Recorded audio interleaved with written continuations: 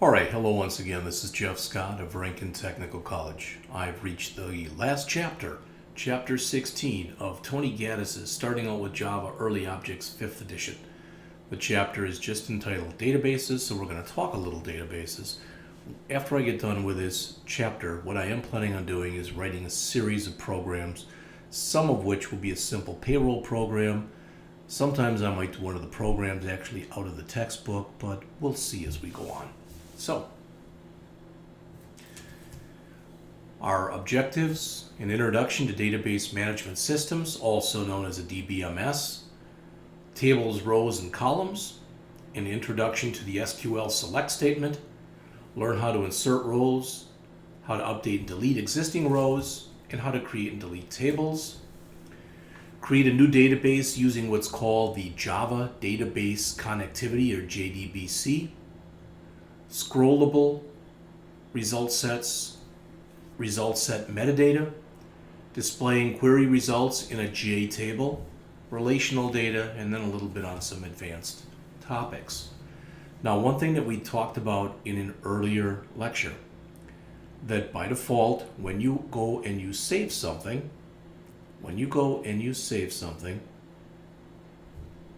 try that again. When you go and run a program, unless you save the results, because you're just running them in the main memory of the computer, and the main memory of the computer is volatile, in other words, it's subject to electronic current. So once you stop the run, you've lost those results, unless you do one of two things. Well, in an earlier chapter, or in a couple chapters really, we discussed one of those things, and that's the use of files. In this chapter, we talk about another way that you can keep what's referred to as persistent data, and that's through the use of databases. So, as mentioned here, a database management system, or DBMS, is software designed to work with large amounts of data in an efficient and organized manner. All right? More than anything else, what a database management system does, and we already saw this a little bit in the objectives, but it allows us to do two or three things with our data. It allows us to add new data, modify existing data, or delete existing data. More than anything else, that's what it is. So we're talking again about storing data using the DBMS, and then using an application written in Java, in our case, to communicate with the DBMS rather than to manipulate the data directly. So the DBMS, the Database Management System, carries out the instructions and then sends the results back to the application. And so what you see right here in many ways is the DBMS, the Database Management System, in many ways is the conduit, or the go-between almost, between the application and the data itself. So as it says here, the application goes in and it sends a command to the Database Management System. The Database Management System executes the command on the data. The Database Management System sends the result back to the application, which displays the result to the user. So as you can see right here, the arrows in both cases go in both directions. I already mentioned this, but again, JDBC is an acronym that stands for Java Database Connectivity. It allows that communication between Java, your Java application, and the database management system to take place. Now, the Java API contains a lot of JDBC classes that allow your apps to interact with the DBMS. So let's break away for just a minute from Java, and let's just talk database for a while. All right? So, as we get started here, relational database management systems, which are a special kind of DBMS, the kind that have been around really for about, I'd say a good 45 plus years. And an RDBMS works with SQL, the structured query language. SQL is basically a standard, okay? It's not exactly a programming language, but it allows you to construct statements, as it says here, that are referred to as queries. And these queries will allow you to add data, modify data, and delete data. So these queries are strings that get passed from the application to the database management system using the corresponding application program interface or API method call. All right, they're the instructions for the DBMS to carry out operations on data. Now, some of the more popular DBMSs include Oracle, and Oracle also owns Java, Microsoft SQL Server, which is used with most, Microsoft C# and ASP.NET and Visual Basic. Any of those applications that are going to interact with a database typically use Microsoft SQL Server. DB2, which is a little bit older, and it's more a mainframe type of database, and MySQL, which again is owned by Oracle, and it's a free DBMS. The Java DB, I'm not even sure what they're talking about in here, but as they say, the examples in the chapter were created using the Java DB. So here it is. An open source distribution of Apache Derby, a pure Java database management system made freely available from Oracle, designed specifically to be used with Java applications. Now, the authors claim here it's easy to install and it's easy to use. In this chapter, they're going to be working with a database named CoffeeDB. Quite often when you work with databases, you'll see the name saved with DB for database. So as it says here, after you've installed the Java DB DBMS, you perform the following steps to create the database. You'll need to download the student source code files from the book's companion website. We'll talk about this later. We'll actually go through, if I have time, this example. All right. In the chapter source code file, locate a program named createcoffeedb.java. Compile and execute that program. If the Java DB is properly installed, this will create the CoffeeDB database on the system.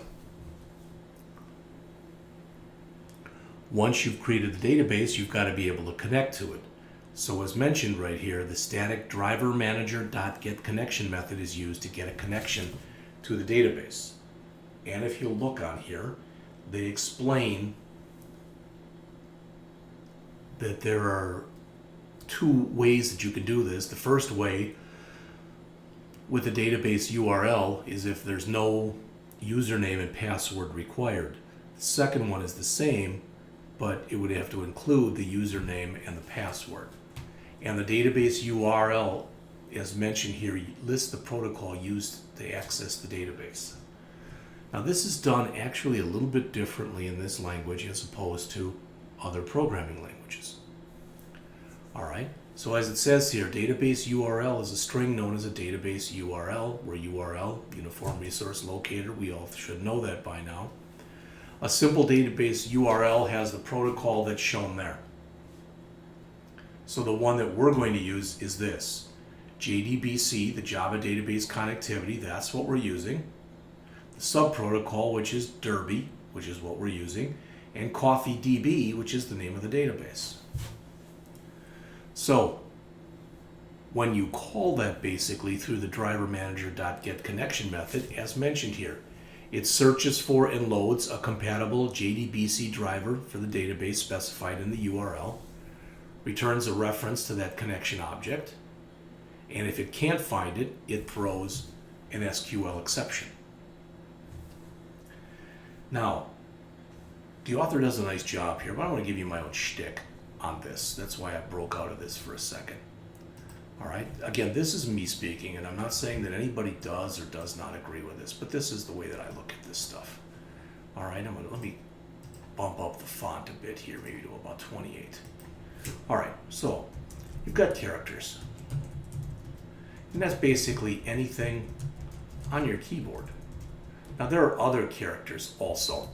You know, there are Unicode characters, and there are a bunch of characters that are not on the keyboard, but by and large, characters are anything on your keyboard. You know, let's say anything on your keyboard that can be entered as input. Okay? All right. Then you've got what's called a field. And what's a field? One or more related characters. People say to me, Jeff, it can't be just a single character. What if I was asking for a person's middle initial? All right, that would be a single character. Quite often when you ask for a state, you might ask for the state abbreviation. So that's just 2 characters. So a character is anything on your keyboard that can be entered as input. When you put one or more of those related characters together, they become a field. All right?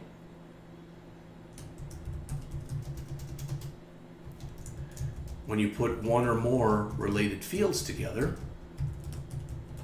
you get what's called a record. So the record of information about me might have my name, my first name, my middle initial, my last name, my address, my city, my state, my zip, my phone number, my social security number, etc. Okay? And notice I've always got the word related here. All right? Then I've got a table. And a table is one or more related records.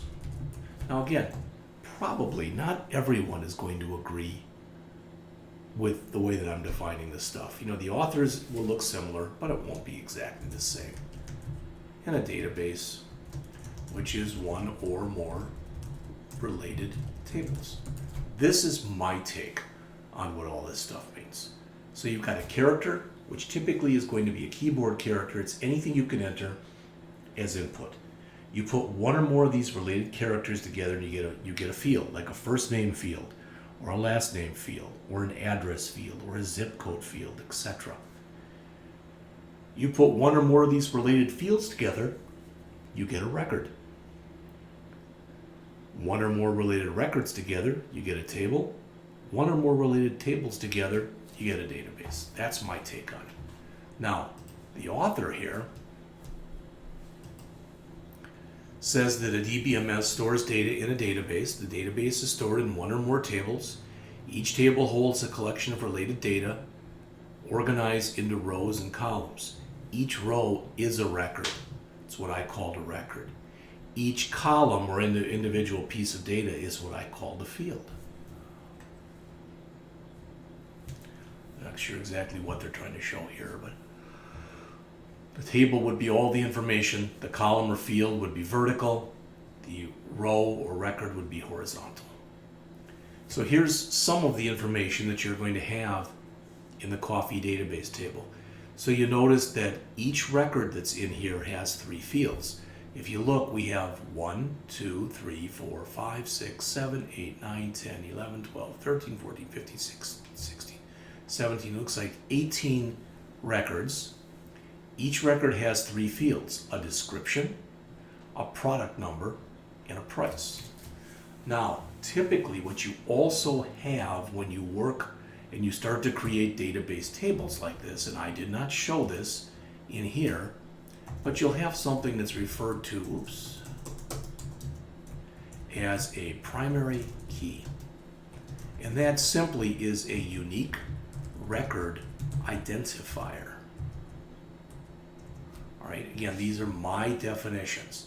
So a primary key is a unique record identifier. Well, if you look in here, we probably could use the description because they all look different.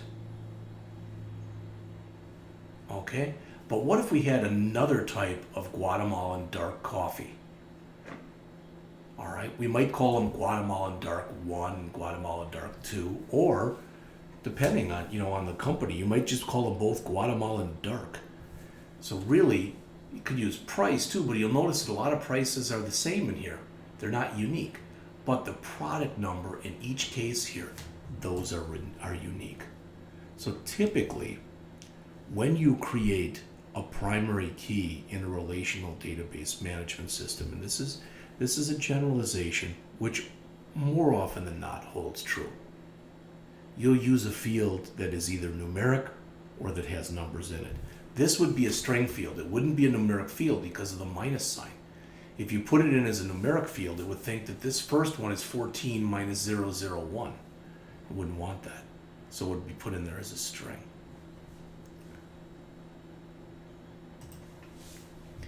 Columns in a database are typically assigned different types. They can be an integer or int, which is a whole number. They can be a character, a single character, all right, or more than one character. So a whole number, fixed length character, variable length character, can have a decimal, can have a decimal, can have a decimal. And you'll notice integer, int, char, string, varchar, string, real float, double, double. So there is a correlation. Finally, date, date. But there is a correlation between every SQL data type has a corresponding Java data type also. In the example that we just looked at, this one, the longest name looks like Central American Medium. 1, 2, 3, 4, 5, 6, 7, 8, 9, 10, 11, 12, 13, 14, 15, 16, 17, 18, 19, 20, 21. 23 characters looks like the largest. So what we're saying is that description can hold a fixed length, but only up to 25 characters. And as mentioned, it is compatible with the Java string type. The product number will be a char. Again, we can't make it a number because it's got that minus sign in it or dash in it. So it'll be a char, which is fixed length of 10 characters. So these first two are both compatible with the string data type. All right. And then you've got price, which we're going to make a double. Okay. Compatible with a double Java data type. I've already mentioned what a primary key is. This is the author's definition. There's absolutely nothing wrong with it. Again, I like to keep my definitions as simple as possible when I can. So I would say that the primary key, again, is a unique record identifier. Sometimes you don't have a primary key that exists, so either you create a new one, typically known as an artificial primary key, which might just be called ID or something like that. Or sometimes you even combine fields together and make them into a primary key. So once you start putting in that data, it's not going to do you much good unless you can get it back out again. So when you start doing that, you end up using what's called the SQL select statement. Now notice that first bullet, because it's the most important part of the chapter probably up till this point. The select statement is used to retrieve the rows in a table. Totally correct. That said, what they're saying is that can retrieve data like the getter that we had before, but it cannot change data. So a select is like a get in that it's read only. So you can select one or more columns from one or more tables. And they show some examples. Example 1, you select just the description field from coffee. So that's going to give you just everything in this first column. All right, the next example says select the description and the price from coffee. That's going to give you just this column and this column, so it'll leave out the product number. If you say select star, it means retrieve everything that's in the table. All right. SQL statements can be free form, so you can put them all on one line. You can make them uppercase or lowercase because it's a case insensitive language. What a lot of people do is they make the keywords like select and from, they make those capitalized, and then the names of tables or anything or fields or anything the users made, they make those lowercase. But there's really not a whole lot of universal agreement on how even that's done. Once you establish a connection to your relational database management system, you have to get a reference to a statement object before you can start to issue some of these statements. So again, when I say some of these statements, the only one we've looked at thus far has been the select, but there are others that we'll get to in just a bit. As it says here, a statement object has an execute query method. that returns a reference to a result set object, which contains the results of the query. So here is an example. Here's getting your connection. Here's creating, these two lines together are creating the connection. Here is setting up a string to select just the description field from coffee. So just that column. And this says to run the query, execute the query. So all of those descriptions will now be in the result set called result. As mentioned here, a result set object has what's called an internal cursor. It's kind of like a pointer that says, I'm on this record. So if you can imagine literally somebody pointing. The row that this cursor is pointing to is known as the current row. By default, when it begins, it's positioned just before the first row. But you can move it from row to row to examine and look at anything you want to or need to look at in there. The way that you can pump that up from one record to the next record is to use something like what's shown here, result.next.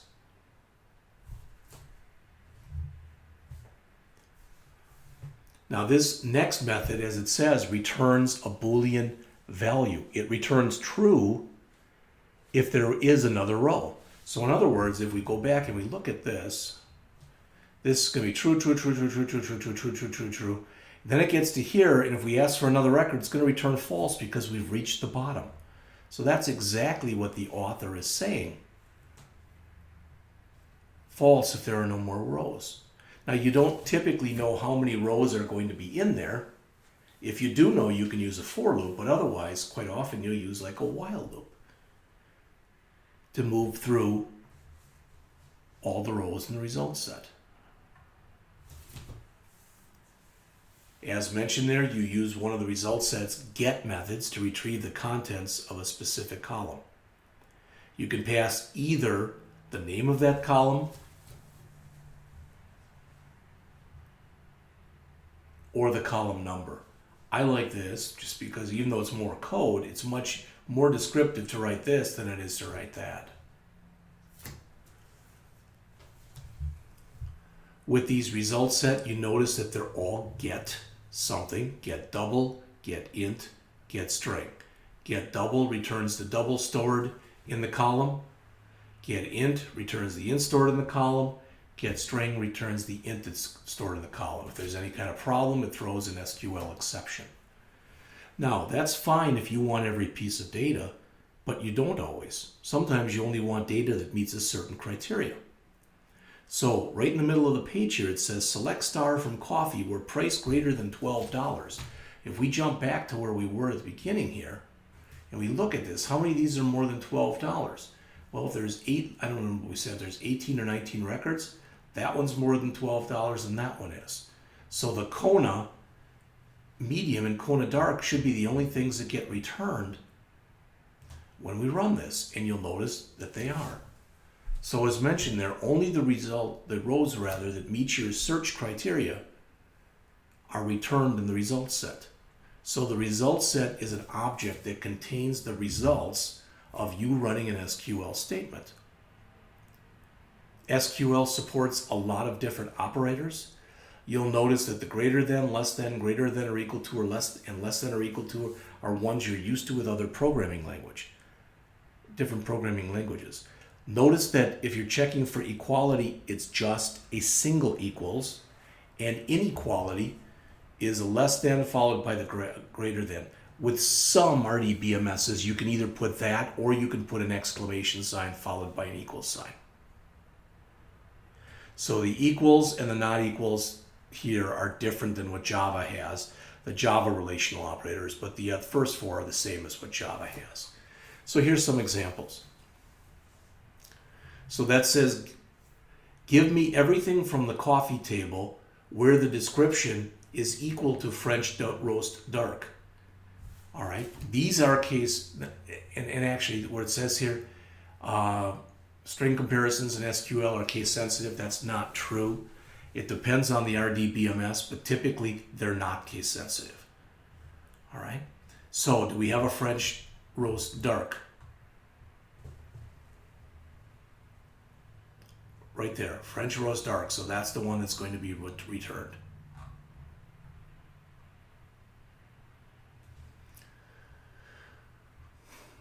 Here we're running a function, a database function that's going to take the description, and whenever was in it, it's going to convert it to uppercase. So it'll look like this. There's an upper and there's a lower. Here we want to check for Joe's special blend, but notice if we put single quote here and then we put Joe's and we would have put just another single quote all by itself, it would think that's the end. So by putting two single quotes together like that, it says, oh, the first one, this is a special meaning that says the second one is actually an apostrophe. In the example here on the screen, the first example 1, that would say, show me from the coffee any description that has the word decaf in it. And the percent sign means that there can be 0 or more characters before the word decaf, 0 or more characters after the word decaf. If you have a single, just an underscore like this, what that means is that's a single character. You can use the not, which is an inverter. We've heard that before. We looked at ands and ors and nots. So not true is false, not false is true. Ands and ors are used the same way that we learned earlier. In other words, this will only select things that meet the criteria where the price is greater than 10 and less than 14. So in other words, the price has to be between $10.01 and $13.99. So both criteria must be true. If we choose or, either criteria or both true. When you are working with databases like this, you can use the order by, and what the order by does is it puts things in sorted order. By default, if you say order by price, like the example right here, by default, that puts them in ascending order. You can put the word ASC in there, but virtually no one does because that's the default and there really is no reason to do it. But like I said, you can if you want to. It doesn't hurt anything. If you want things in descending order, you type, instead of ASC, you must type in DESC. And if it's descending, you must include it.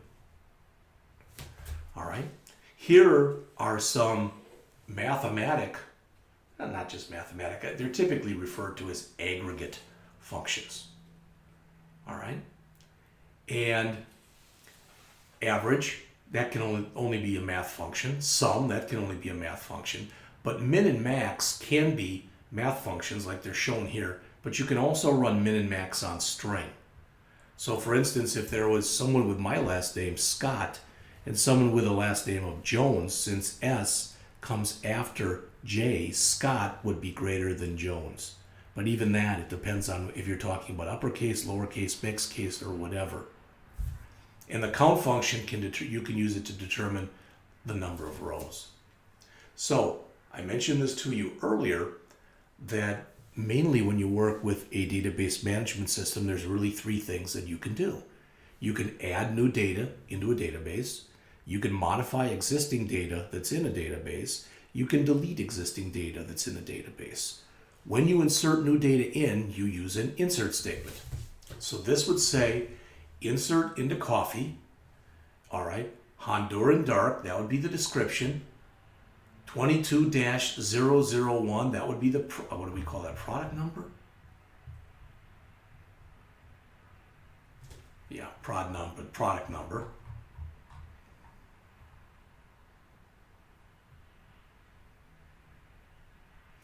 And 865 would be the price. You'll notice that since the description and the product number are both strings, they must be in single quotes. But since the price is a double, it cannot be in single quotes. All right, so that line would create this new record that's shown on the bottom of the slide here. If the column order is uncertain, you can use the word values like this. If you use the word values, so if I say insert into coffee and I give all of the names, they can be in any order, then I say values, and you'll notice that When I put the names of the columns in there in parentheses, and after the word values, also parentheses. As it says, primary key values must be unique. So in other words, if we already had a product number that was 22-001, we would get an error when we tried to put it in. So let's look and see if we have that. There is no 22-001 because it ends with 21003. So in that case, it should work without any kind of problem.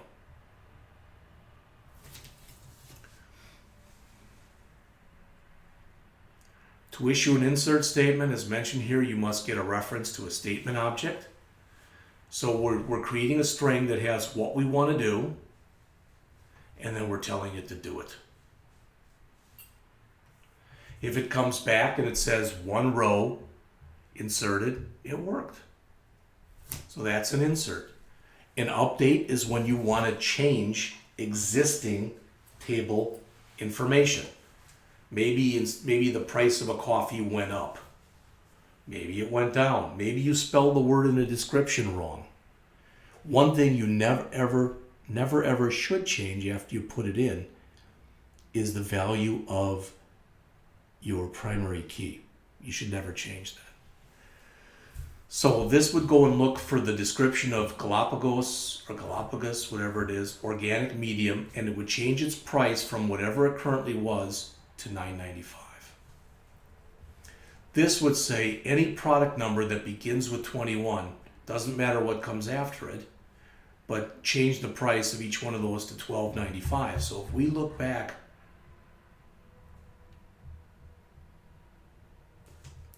notice that there's 3 coffees, all Guatemalan, that start with 21.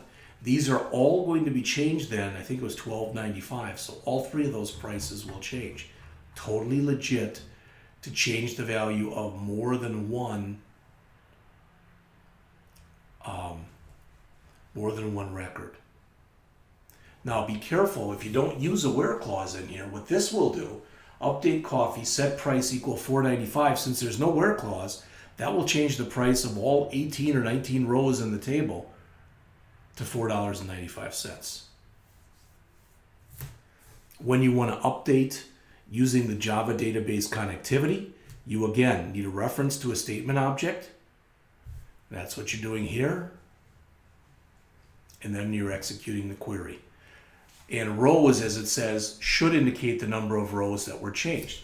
If it comes back and it says 0 rows changed, that's not an error. That just means that you had no database data that met the criteria that you were putting in. But it doesn't mean that your query was wrong. It's like if I went into into the class that I have. I don't have anyone in the class that is named, I just saw a commercial for that Bridget Jones movie. And I have no one in my class named Bridget Jones. But that doesn't mean that I couldn't use the name Bridget Jones in the classroom. There's just there'd be no one who would meet that criteria. That's all. And the last one that's in there is deleting. So when you delete, again, if you don't put a where clause in, so this will delete the record from the coffee table where the product number is 20-001. If you just say delete from coffee, it removes every record in the table, which is virtually not ever going to be what you want. So again, you get your reference and you run the query. All right. Occasionally, you may have to create new tables. Okay. Maybe we decide that we're going to have, for example, in our database, both national and international brands of coffee. Or maybe we're going to do it by country, where we've got a lot of our coffee from Colombia, South America, but maybe we're getting some of the rest of our coffee from the United States or from someplace else, Brazil or whatever it happens to be. So we might want to create a new table, a countries table, that has the name of the country where the coffee is being created from. Here's an example where we're creating a customer table. It'll have 1, 2, 3, 4, 5 fields in it.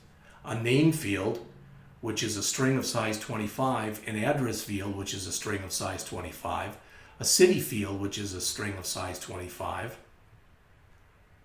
a state field, which is a string of size 2, and a zip code, which is a string of size 5. Now this sometimes people find confusing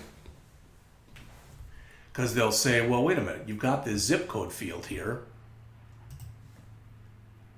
Why isn't that a numeric field? And really, you typically do not make it a numeric field because of the fact that numeric fields in a database should only be fields that at least possibly you're going to manipulate arithmetically. You would never be manipulating a zip code field arithmetically. It wouldn't make any sense to do that. As they mention here, you can put in a primary key qualifier to designate one or more fields as a primary key. You can put in what's called a not null qualifier. If you put that in, that means you can't leave that particular field blank.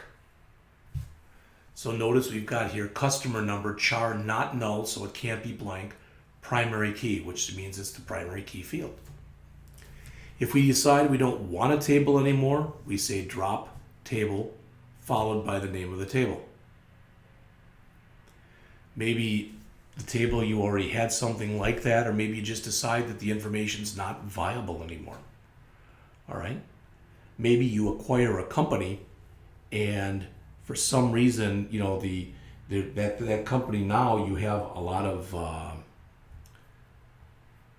duplication of records. So you might remove a table full of records as an example. If you decide you want to create a new database using the Java DB, they show how you can do it here. So this, you need at the end, colon, create equal true. So this would say the Java database connectivity using Derby, create a new database called Entertainment DB. That's what this is saying. As it says, it creates an empty database named Entertainment DB. You have no tables in it, there's nothing in it. So you'd have to use the create table statement to create tables, and then you could create records, etc.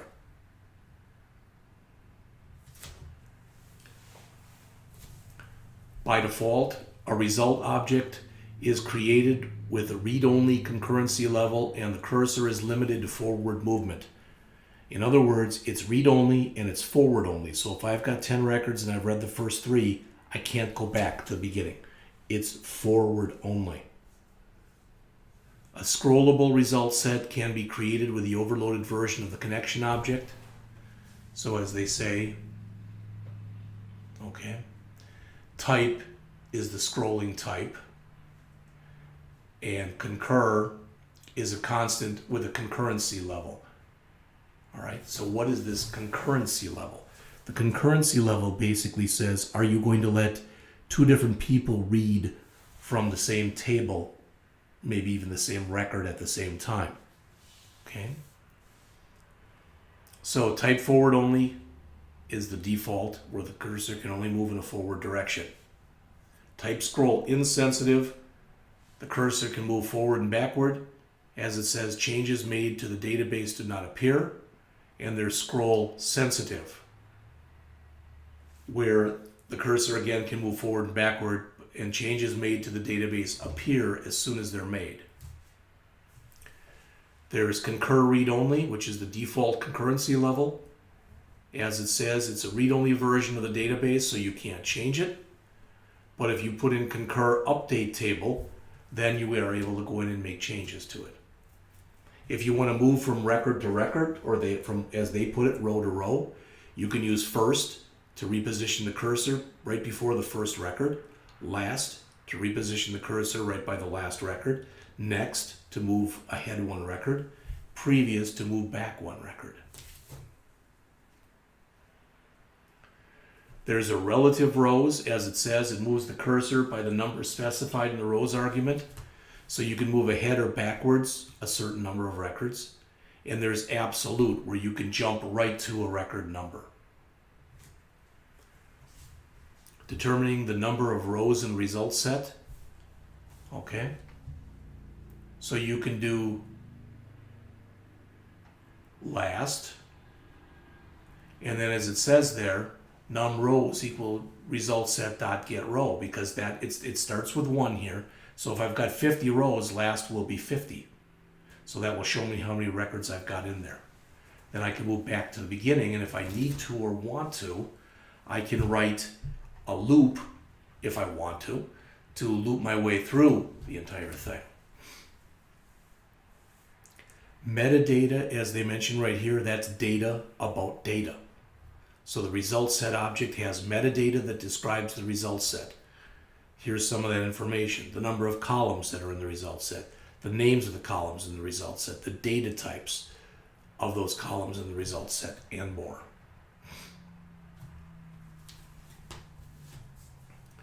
Result set metadata, as mentioned there, is an interface in the java.sql package.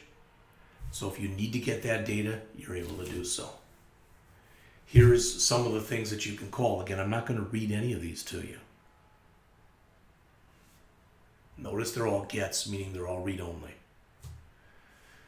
The JTable class, anything as you learned back in chapters 11 and 12, anything that starts with J means that it's swing.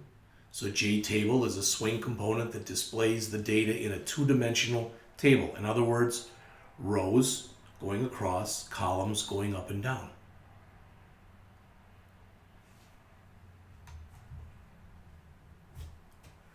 Here they're showing an example of how you can set a table like that up. So when you run it, it would look like this.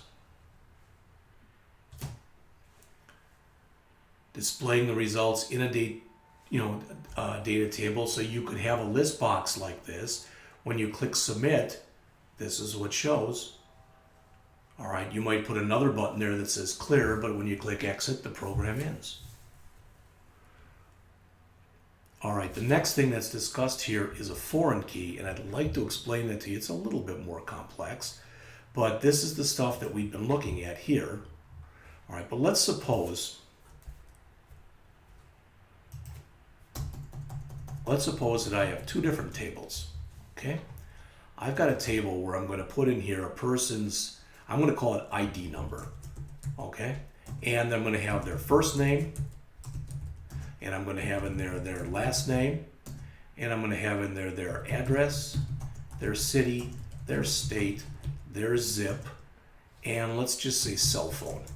Okay, so I've got all that information about a person. Okay, then I decide I also want some work information about the person. So let's not even make that ID num. Okay, let's make that SS num, social security number. Okay, and then let's say that I also have some information here that I'm going to call this. I'm going to call it department number. Make that number here also. And we'll call this department name. Okay, so in this first thing here, I might have information about me. So it might be social security number 111-22-3333. First name, Jeffrey. Last name, Scott. Address, 755 North Parr Road. City, Wentzville. State, Missouri. Zip code 633, I always forget, but I think it's 85. Cell phone, I always forget my own cell phone number. I know it's 314. And I don't remember what the next three digits are, but let's just say that it's 7653675. Okay, let's imagine that's that information. And the department number, let's say the department number I work in is 004. And the department name is information technology. Well, I've got two different tables, and as of right now, there is no bit of information that's in this table that's in this table. So I cannot do what's referred to in relational database language methodology as join the tables together, because I don't have a field in common between the two. But if I decide I'm going to go back to this table here, and after social security number, first name, last name, I'm going to add here department number. Okay. Okay, so I'm going to add that field. So that field is now in there. So I'm going to have my social security number, my first name, my last name. Now I'm going to have my department number, 004. Okay, well, when you look, since I do have that field here and here, I could join these two tables together. So if my boss came in and said, I want to know everyone who's in, not Department 4, because maybe they wouldn't know the name, but if I want to know everyone who's in the Information Technology Department, okay, I could grab that data from this table and all the other data, maybe not the 004, but everything else from that table. So what does that have to do with anything? Well, they talk here about a foreign key, and they say it's a column in one table that references a primary key in another table. So I just showed you a foreign key. This would be our primary key right here, that field. So I'm just going to stick next to it PK for primary key. So PK, that's all it means, is it's a primary key. And here I'm going to put PK because that's a primary key. So the only reason that I added department number to this table was because it's a primary key in another table and it allows us to combine information together from both tables. When you do that, that's a foreign key. It's a column in one table that references a primary key in another table. So it allows you to create a relationship between the tables. The example they give here is a little bit different, but the idea is the same. All right. You also want referential integrity between tables. What referential integrity means is, as an example, between these two tables right here, I mean, you might not be able to tell this, but between these two tables, this more or less would be a child table, and this would more or less be a parent table. And what do I mean? I mean that I may have 0, 1 or more people who work in Department 4. All right? So what's in here is information describing what's in here. All right? So I have a parent-child relationship. Sometimes this relationship is referred to as a one-to-many, which means for every one record I have here, like the 004, I've got 0, 1 or more records that meet that criteria. Well, the reason I'm telling you that is here they talk about referential integrity. What that means is what's referred to as no orphan records. So in other words, if I decided I wanted to remove information technology and 004, if I wanted to remove those from the parent table, I couldn't do it as long as there were any records, child records, out there that had the 004 in it, because that would leave an orphan record. It would be a child that didn't have a parent associated with it. So to keep that from happening, you create what's called referential integrity. Now they're showing some pictures here. This is that one-to-many relationship here. So notice what we've done here. The customer is the primary key here. We put our customer number as primary key here. We also put it in here. All right, but there's a one-to-many relationship. What that means is every one customer can have 0, 1 or more unpaid orders. We also have a one-to-many relationship, so that infinity sign here and here means many, between product number, which is a primary key in the coffee table, and prod num, your product number, in the unpaid order table. So every one record in here can have 0, 1 or more records in here. Okay? And they talk about some relations in here. I already mentioned one-to-many to you. All right, and just if you reverse it, it's many-to-many. You can also have a one-to-one relationship, which most of the time is signified when you're talking about it in non-database speak. You talk about marriage, because typically one husband has one wife, or one spouse has one spouse, etc. You can also have a many-to-many relationship, but a many-to-many relationship cannot be handled. All right, a many-to-many relationship cannot be handled by a relational database management system. Okay? So what you do if you get a many-to-many relationship is you put a table in between those two tables that you're trying to add together, and it becomes what's called a join or a junction table. I don't think they go over that in here, so I'm not going to go over it any more than that. If you want to combine information from multiple tables, it's called joining data. All right? The place order application uses the coffee database, and it has 3 tables in it: coffee, customer, and unpaid orders. And that's what they end up creating from this. A transaction, think about what a transaction is. If I go to the bank and I attempt to deposit some money, all right, so let's say that I go to the bank and it's after hours. So what I do, and let's also suppose the bank, I can go to that bank and I can pay utility bills there or whatever.